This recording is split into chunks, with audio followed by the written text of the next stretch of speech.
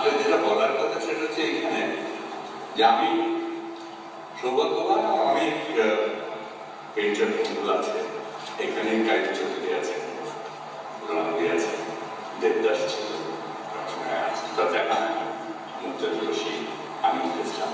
এছাড়া আসলে দেখি ইউটিউব পর্যন্ত, কিন্তু এদের উপস্থিতিতে একজন চিত্রকরকে পুরস্কার হাতে তুলে দেওয়া আমার পক্ষে অসম্ভব গর্বের এবং উচ্ছিষ্টতার কোথায় আমাকে ক্ষমা করব।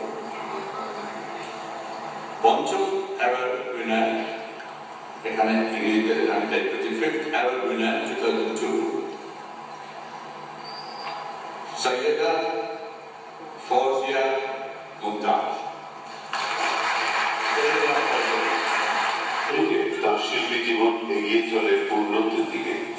আজ সৈয়দা ফৌজিয়া মুমতাজের ছবি অন্তর্ভুক্ত হয়েছে চট্টগ্রাম এবং ঢাকা কেন্দ্রিক বেশ কয়েকটি চিত্র প্রদর্শনীতে।